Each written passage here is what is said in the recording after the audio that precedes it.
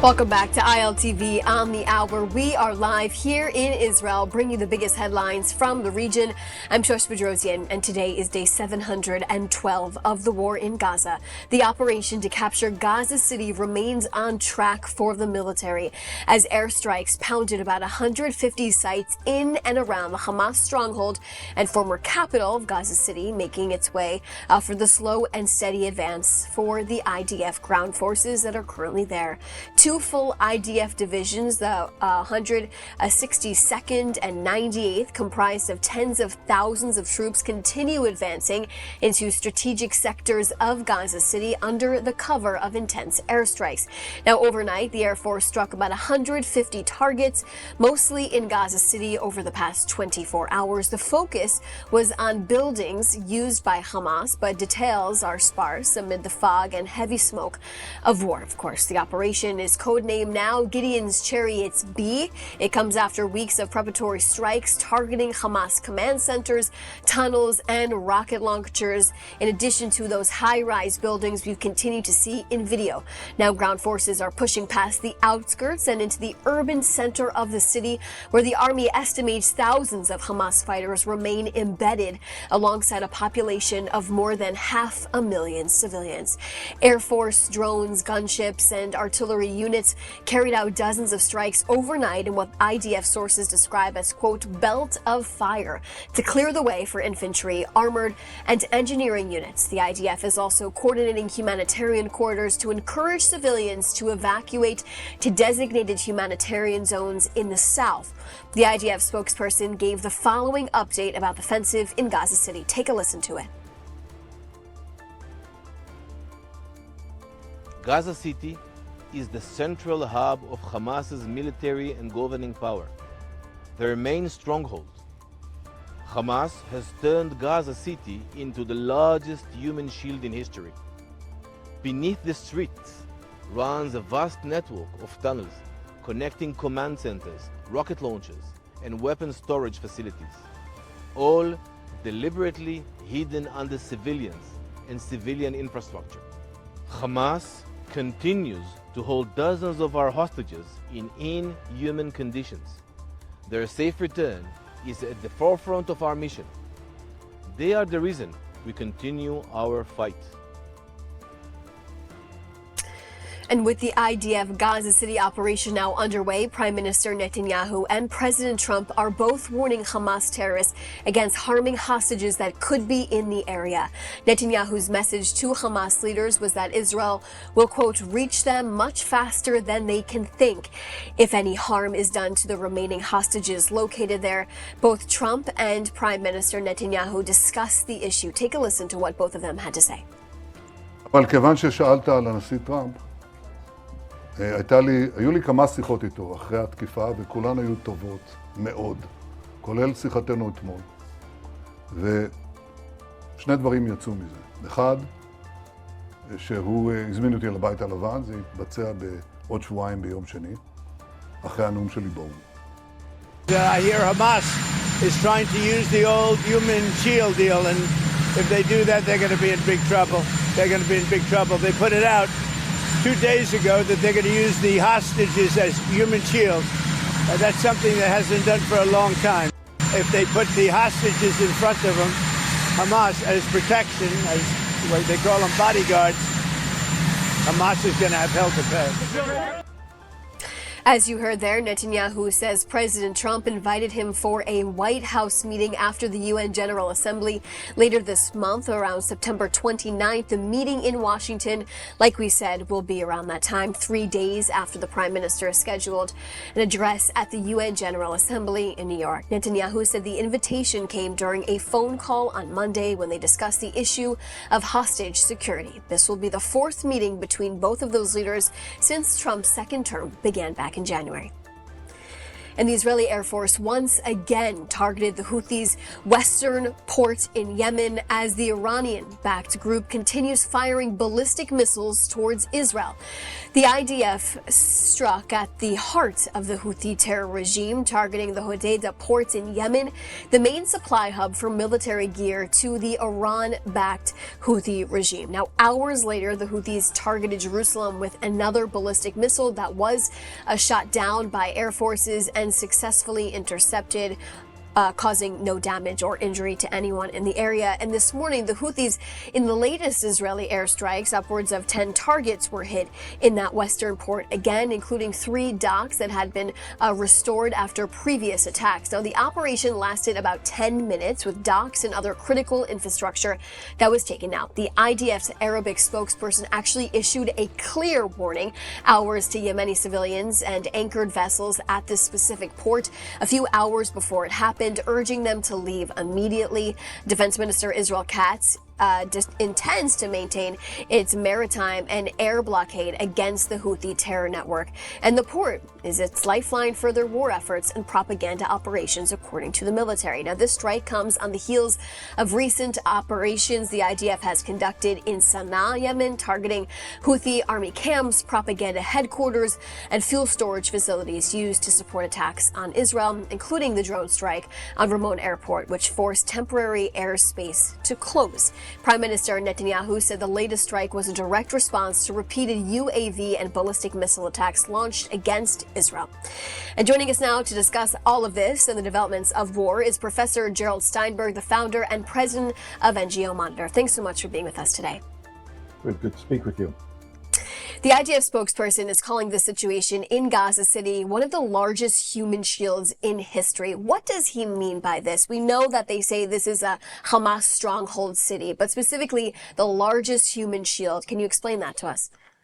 Hamas in particular, but also other Palestinian groups like Fatah over the years, since really the 1960s and perhaps even earlier, has actually benefited from, has exploited civilian casualties. The deaths of Palestinians, some of them, many of them are of course real, but some of them are fake, like the pictures of children that they claim were killed by Israelis. Sometimes they're not even Palestinians. Sometimes they are pictures of children who have other medical conditions. They thrive. Palestinians and Hamas in particular, their propaganda thrives on displaying dead or injured Palestinians. So the more that they can claim are killed in the Israeli attack in Gaza City, the more they seem to benefit. They get support from the European Union, they get support from the Vatican, all protesting, all condemning Israeli targeting of what they call Palestinian civilians. But that's all manipulated by Hamas, by the organizations, and that's the framework of human shields. They use the deaths of civilians in order to protect the remaining Hamas operatives, the remaining Hamas terror infrastructure within and underneath Gaza City. That's the last part of Gaza that still has a strong Hamas presence, and it is seen as necessary. The defeating them, to destroy that Hamas capability, is seen as necessary in order to win and succeed in this war that began on October 7th. Yeah, let's talk about that civilian population just for a moment in Gaza City. We know that the majority of them have not left yet. We heard yesterday from officials and overnight about 400,000 out of the 1 million people who seem to be living there at this point in time have left. But how will Israel fight in the area if evacuations are still ongoing? The dilemma of how to fight what's called an urban warfare, asymmetric warfare, where there are going to be civilian casualties. And we saw that also. It was seen also clearly in Iraq, and mainly in the Fallujah campaign, but also in Afghanistan and other places. It's a very difficult operation. How do you minimize non-combatants? The term civilian is problematic in this case, but let's say non-combatant people, Palestinians living in Gaza City, and still defeat Hamas. And the IDF and the Israeli government have been dealing with that not only since October 7th, but for the last 20 years or more. It's very difficult. And what we see, for instance, are the warnings that are given. It's not just to the Houthis in the Hodeidah port that are given warnings, but it's also in Gaza saying we're going to strike these high-rise buildings that include major Hamas terror operations within those buildings and also underneath them. We're going to strike them within the next few minutes or a few hours, giving the innocent people a chance to leave. And of course, Hamas does not want them to leave for the same reasons we talked earlier. They want them as human shields. It's an extremely complex military operation. And we have a number of experts from the United States, from the UK and elsewhere, who fought in Iraq and fought in Afghanistan, who know how difficult these operations are, who say the IDF is taking the greatest number of precautions, the most, I would say, expert, unfortunately, experienced military force. And you have people like John Spencer, you have people like Richard Kemp, Colonel Richard Kemp, who led British troops in Afghanistan and Iraq, Andrew Fox and others, who look very carefully at the IDF operations, who have been to Gaza recently and have talked about the steps that Israel takes to minimize the civilian casualties, counter the propaganda that we always hear. But it's extremely difficult. Yeah, let's go back to what you said, speaking about Iraq and Afghanistan there. Just the other day, on the eve of September 11th, Prime Minister Netanyahu made comparisons to September 11th and how the United States went after terrorists of Al-Qaeda and Osama bin Laden that were in other countries, specifically in Pakistan. I want to ask you, why does the world, first off, condemn certain parts of what's happening inside of Gaza? But why is it so hard for them to see the comparison that Netanyahu made the other day about going after these terrorists that are not only harbored in other countries, but still exist amongst the civilian population inside of Gaza? Palestinians have a special status. They're considered to be permanent victims really since 1948, and it's become increasingly visible, certainly since after October 7th. A number of these so-called human rights organizations, very powerful groups like Human Rights Watch and Amnesty and many others, immediately on October 7th already, October 8th, came out with condemnations of what Israel is likely to do after the atrocities that we saw on October 7th. There is this very deeply ingrained propaganda war that I think in many ways Israel and the Israeli government and the Jewish people, the major Jewish organizations, have downplayed, have underestimated for 25 years. We saw it already in Gaza or around Gaza back in 2000, the year 2000, when there was a so-called Second Intifada, and there were images of a young Palestinian boy who was allegedly killed by Israeli troops, and it was spread all over the world. This was a terrible human rights violation, a terrible deed by the IDF. Nobody knows whether that boy was killed, and if so, if he was in fact targeted by Palestinians and not by Israelis. Nobody knows. But the propaganda is deeply, deeply ingrained and reinforced day after day, week after week, month after month. The United Nations, in particular, propagandists, anti-Semitic propagandists like Francesca Albanese, the special reporter for the Palestinians in the United Nations Human Rights Council, is one of the main people responsible. But the same thing's true for Kenneth Roth and the others who ran Human Rights Watch for 30 years, for many others who are very active in these campaigns. And unfortunately, it's also something that's infected a number of Jewish and Israeli individuals. We see an Israeli conductor in Europe who condemns the IDF. I call that the Jewish or Israeli Stockholm syndrome. If everybody's saying we're guilty, we must be guilty. It's our fault. And we start to sympathize. People like that start to at least sympathize or collect themselves as part of that anti-Israel propaganda machinery, because the whole world is against us, so it must be our fault.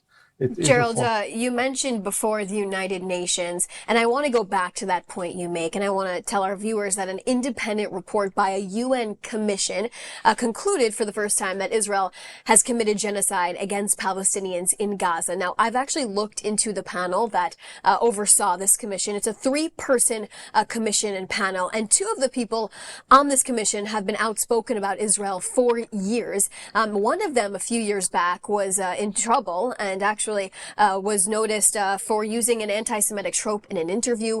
What's your reaction to reports like this that come out? And we know that news outlets continue to take that headline and use it without really explaining the context behind who these people are that vote on it. The language is automatically propagandistic. It's not in any way an independent commission. The individuals, all 3 of them, have histories of anti-Israel, anti-Semitic statements and posts. 2 of them are particularly bad, but all 3 have that history. That's why they were selected. The UN Human Rights Council is controlled by a majority of countries that are under the framework of the Islamic Organization of Islamic Cooperation. That means Iran, That means Libya, that means Algeria, that means all those countries are part of this process. They control it. And of course, here you have Secretary General Guterres, who does nothing, who supports this process, who adds to it, who increases and fuels the hate and the anti-Semitism. There's nothing about the report or those individuals that in any way can be considered to be independent, can be considered to be accurate in any way. The reuse of the word genocide is Holocaust inversion. It's deliberately used. So you have people like Ken Roth from Human Rights Watch and Agnes Callamard from Amnesty International and their media allies and the UN framework all part of this campaign. And it's been going on for 25 years. That's unfortunately, I've had to spend the last 25 years documenting this, myself and my colleagues, and particularly this really ridiculous, absurd report, publication, I don't even want to use the term report, just reinforces that. People like Hillel Neuer at UN Watch have also documented this. It's very clear to anybody who has any kind of open eyes. As you said yourself, you look at the report, you look at the people like the head of the commission, Navi Pillay, who has a long history of hatred. It's anti-Semitism, very fundamental. It's not about Israeli policies. It's about the Jews and Jewish sovereignty and not wanting to accept the legitimacy of any kind of Israeli presence, of existence of a Jewish sovereign state in our homeland. Gerald, thanks so much for joining us and just bringing your perspective, as we continue to follow all of the headlines that do come out. Appreciate your time. Right. Good to join you. And Israel's latest high-tech status report is out, and this year it comes with something new, a first-of-its-kind deep tech report conducted together with Deal Room. While headlines often focus on app software and cybersecurity, deep tech is about the hardest problems in science and engineering, AI infrastructure, semiconductors, medical devices, biotech, and even quantum. And according to the Israel Innovation Authority's report, Israel is now the world's leading hub for deep tech innovation outside of the United States. Now, the numbers are staggering. Nearly 1,500 deep tech companies have raised more than $28 billion since 2019. Their combined valuation now tops $177 billion, 15 times higher than it was a decade ago. Now, the sector has already produced 39 unicorns and centaurs, and Israel commands a major share of global investment in cybersecurity, medical devices, and agri-food. But alongside these breakthroughs, the report also points to stagnation in jobs, venture creation, and VC fundraising. Joining me now to discuss this dual reality is Dror, the CEO of the Israel Innovation Authority. Thanks so much for being with us. Hello, Shosh.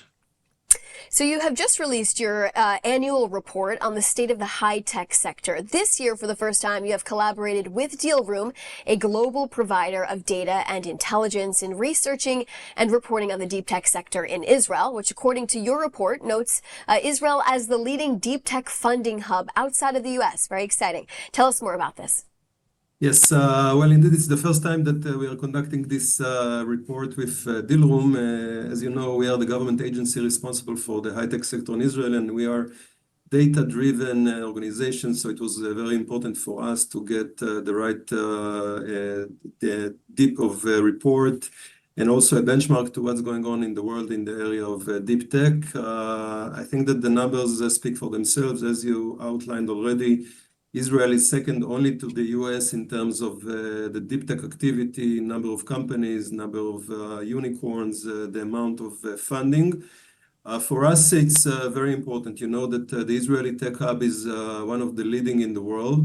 But when we look into the future, we think that deep tech is going to be the engine of the next waves of growth and innovation in the global high-tech scene. And this is why it was so important for us to understand exactly the scope of the activity in Israel.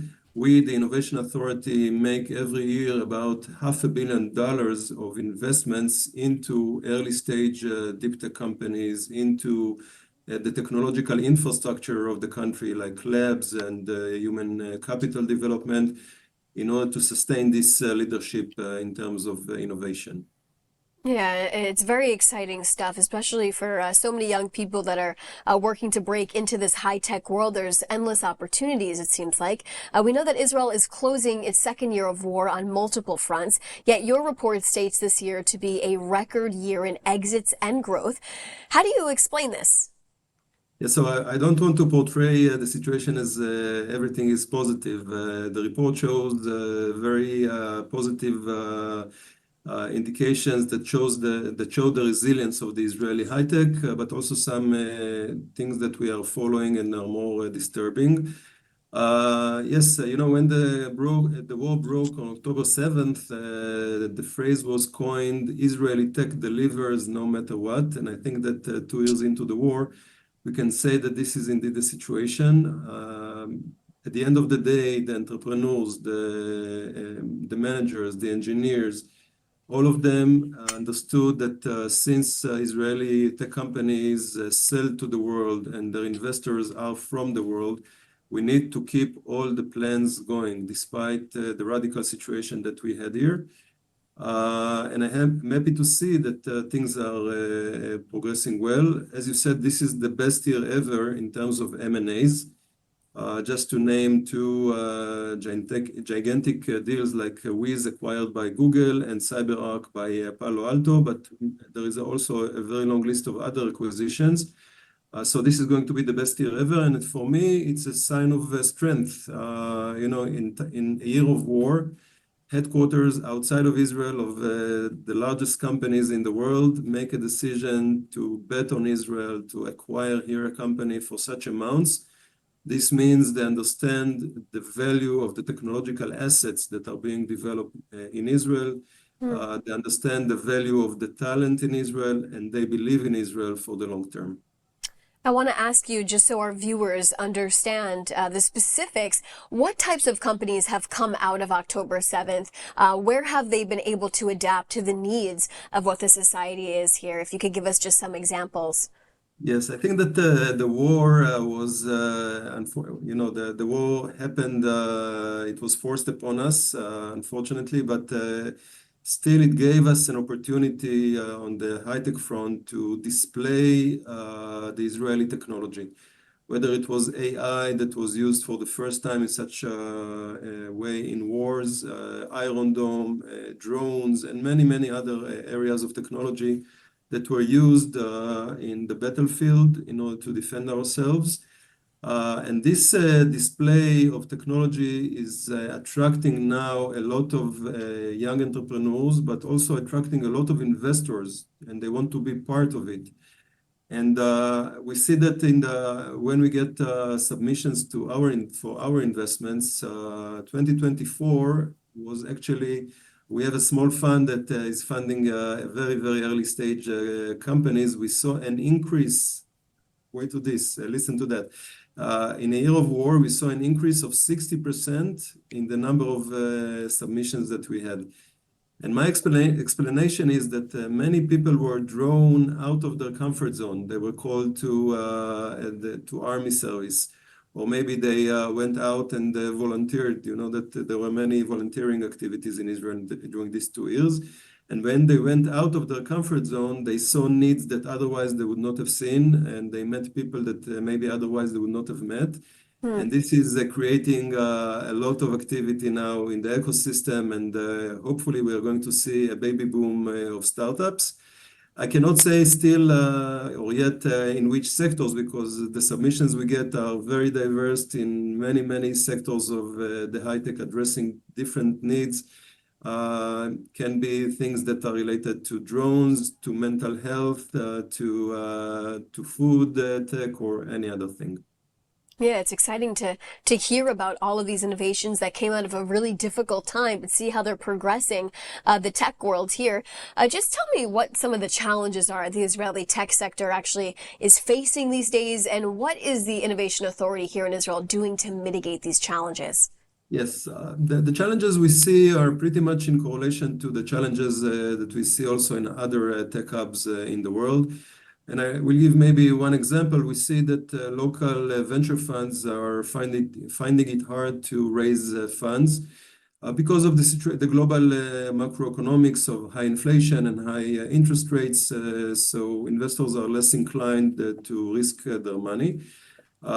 There is a sharp decline in all tech hubs, but in Israel, the same. So what we have done is to launch a special fund of funds that is actually investing into Israeli venture funds, helping them to get to the first closing of the fund, and by that create a momentum to reach their targets in terms of fundraising. This is just one example of the things that we are doing. Another example is a deep tech startup fund that we have launched last year that is funding very early stage deep tech companies. Because of the risks associated with deep tech, we want to make sure that Israel has the optimal funding environment for such companies, because again, we believe those are the waves of the next growth. Thank you so much, Jordan. Thanks so much for joining us today and giving us a look into the incredible tech world and innovation that's here in Israel. Appreciate your time. Thank you very much. And now a message from Yad Ezra Veshulamit, who is feeding hundreds of thousands of people in need for Rosh Hashanah this year. Take a look at the behind the scenes of what it looks like at one of Israel's largest food distributors in action. Produce is not enough to feed a family. That's where the magic of this partnership comes in. The Yad Ezra Shulamit food baskets are not just filled with fresh, amazing produce, fruits and vegetables, but with tons of protein too. Chicken, fish, dairy products, and of course, honey for a sweet new year. On Rosh Hashanah, 62,000 food baskets and grocery vouchers are needed for the upcoming holiday. Take a good look at these people waiting for a food basket. Who would you turn away? The widow, the orphan, the handicapped father, the young mother with young children, the Holocaust survivors. I know I don't want to turn anyone away, and I know you don't want to either. Together we can do this. We can feed everyone who needs food. So give a food basket, give whatever you can. Thank you as always for your love and support.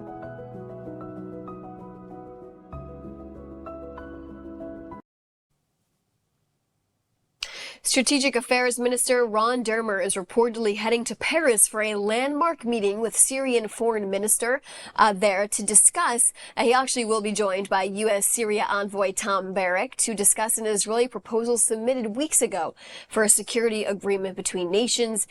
And since Israel's creation, Israel wants a no-fly zone and a demilitarized strip close to its border with strict limits on Syrian military forces nearby. Now, police and domestic security are allowed, but no military installments are.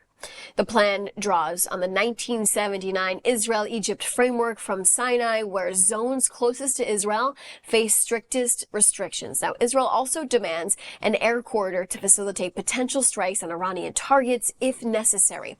In exchange, Israel would withdraw from the buffer zone it currently has captured after the overthrow of the al-Assad regime, but it would take in and retain control of the Hermon Peak, a key strategic point for Israel. Significantly, Syrian forces have already begun withdrawing heavy weapons from southern Syria up to approximately 10 kilometers outside of Damascus. And let's take a look at a message from our partners at Technion. On Rosh Hashanah, every bite of apple and honey holds a quiet prayer. May this year be better. May it be sweeter. But the blessing of sweetness stands on the edge of disappearing. Bee populations are collapsing from habitat loss and disease, taking with them something more than honey, a promise to future generations. Technion researchers are harnessing the power of science, racing to save our world's tiniest heroes before it's too late. They're creating AI-powered hives that protect and heal, and robotic bees that lend a helping wing. The Dror, from generation to generation, means caring for every link in the chain, keeping the sweetness of this holiday alive. Because tradition isn't just about the past, it's about the future we have the courage to create.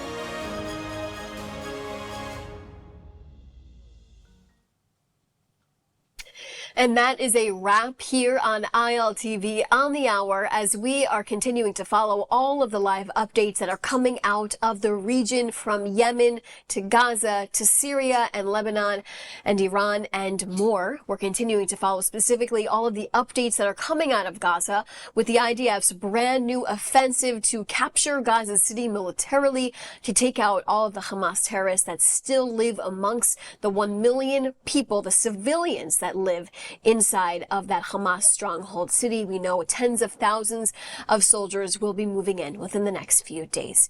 That's a wrap. Thanks so much for joining us, and stay tuned for more updates as they happen in real time. See you soon.